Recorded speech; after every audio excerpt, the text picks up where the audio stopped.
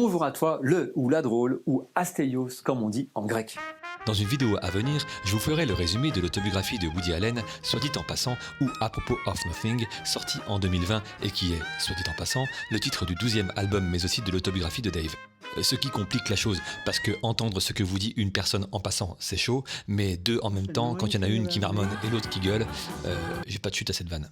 Dans ce livre, Woody Allen nous ouvre son jardin secret. Mais il nous réserve aussi, pages 126 et 127, une véritable pépite. Dans ce passage, Woody Allen nous livre carrément les conseils que lui prodigua dans sa jeunesse l'auteur et professeur de comédie Danny Simon, qui changea sa vie par ses préceptes, mais aussi en l'engageant, ce qui donna au débutant Woody Allen une certaine visibilité et lui permit de pénétrer l'univers de la comédie. Woody Allen dit avoir toujours respecté ses préceptes en les adaptant parfois. Et l'air de rien, il nous les dévoile et je vous avoue qu'en tombant dessus, j'en suis resté bouche bée. Voici donc les conseils de l'un des plus grands humoristes et réalisateurs du XXe et XXIe siècle. Ils peuvent être applicables à différentes formes, du one-man show au cinéma, en passant par le théâtre, la nouvelle, le roman, etc. Je vais les décrypter avec vous. DocHumour, la seule chaîne qui analyse l'humour, présente les 8 secrets de Woody Allen. Premier conseil. De longues tirades d'exposition amènent d'excellentes chutes. En d'autres termes, embarquez le spectateur avec vous et faites durer un peu le suspense. Deuxième conseil. Il ne faut jamais faire dire à un personnage quelque chose qui ne soit pas parfaitement naturel dans le seul but de préparer la chute ou la conclusion prévue. À ce sujet, je vous renvoie à ma vidéo sur le cas Jesselnik qui parle aussi de la course à la vanne, particulièrement prisée par certains humoristes actuels, quitte à tordre la vérité au point de la briser et de briser par là même la crédulité du public et donc la qualité du spectacle. Troisième conseil, qui est dans la suite logique du précédent. Il est préférable de renoncer à un très bon trait d'humour si, d'une façon ou d'une autre, il interrompt ou ralentit le récit. Autrement dit, si au cours de l'écriture de votre sketch, vous vient une vanne ou un jeu de mots qui vous semble bien trouvé, faites très attention au moment du choix de les garder ou pas. Vérifiez si ça ne rend pas le récit incohérent ou si ça ne bloque pas la suite du texte, en sortant par exemple trop du sujet, en interrompant l'écoute du public, etc. Quatrième conseil. Toujours commencer au début et aller jusqu'à la fin du sketch. Alors, ce précepte, évidemment, peut paraître un peu évident, mais il rappelle que vous devez toujours vous rappeler de quoi vous êtes venu parler avant de commencer. Avant de commencer, vous aviez une idée, quelque chose à raconter, et il faut toujours aller au bout de ça. Cinquième conseil. Ne jamais intercaler de scènes qui ne s'inscrivent pas dans une séquence.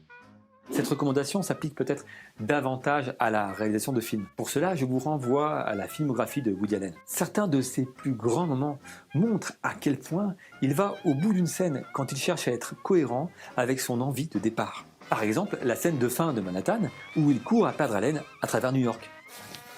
Grâce à la longueur de cette scène et à la musique de Gershwin, on ressent au fur et à mesure l'intensité des sentiments du personnage joué par Woody Allen et on se met à sa place. Je vous renvoie aussi à de magnifiques plans-séquences typiques de son réalisateur dans certains de ses plus grands films comme par exemple Match Point.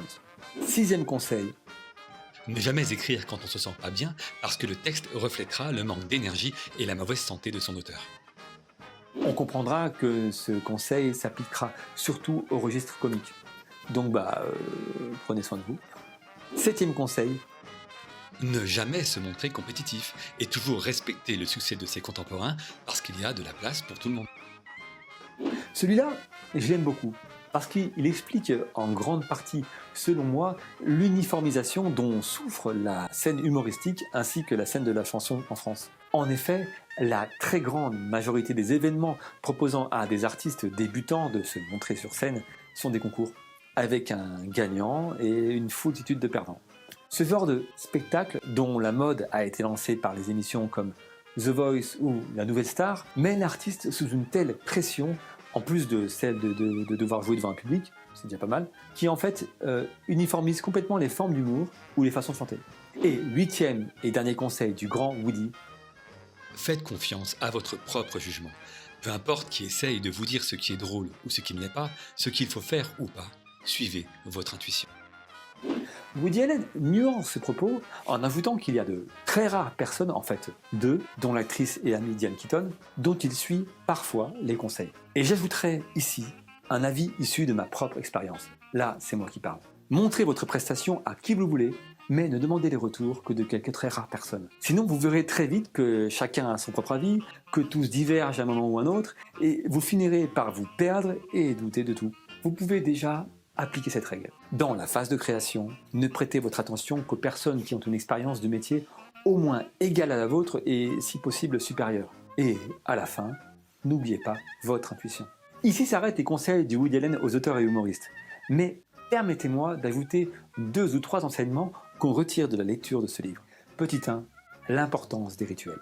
Woody Allen écrit sur la même machine à écrire depuis l'âge de 16 ans et a besoin d'être à New York pour écrire. Bon, chacun son truc. Les rituels créent une habitude au travail et économisent votre énergie en entourant le travail d'un cadre instinctif. Petit 2, s'astreindre à des horaires. Lorsqu'il est en phase d'écriture, Woody Allen commence à 9h, quoi qu'il arrive. Et il s'oblige à terminer à 18h. Encore une histoire de rituel.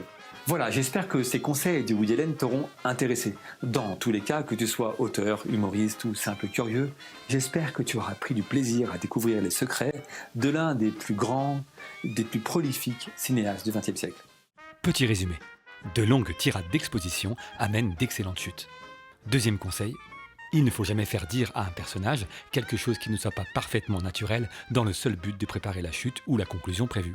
Troisième conseil, il est préférable de renoncer à un très bon trait d'humour si, d'une façon ou d'une autre, il interrompt ou ralentit le récit. Quatrième conseil, toujours commencer au début et aller jusqu'à la fin du sketch. Cinquième conseil, ne jamais intercaler de scènes qui ne s'inscrivent pas dans une séquence. Sixième conseil, ne jamais écrire quand on ne se sent pas bien parce que le texte reflètera le manque d'énergie et la mauvaise santé de son auteur. Septième conseil, ne jamais se montrer compétitif et toujours respecter le succès de ses contemporains parce qu'il y a de la place pour tout le monde. Et dernier conseil, faites confiance à votre propre jugement. Peu importe qui essaie de vous dire ce qui est drôle ou ce qui ne l'est pas, ce qu'il faut faire ou pas, suivez votre intuition. Et le petit bonus, quelques petits rituels peuvent vous faciliter la tâche. Si tu veux être tenu informé des prochaines analyses de sketch, d'humoristes ou du procédé humoristique, tu peux t'abonner, cliquer sur la cloche, et puis tu peux aussi mettre un pouce en l'air, un pouce en bas et commenter. Et puis si tu veux faire part toi aussi de tes petits secrets de créativité, tu es le bienvenu. À très vite.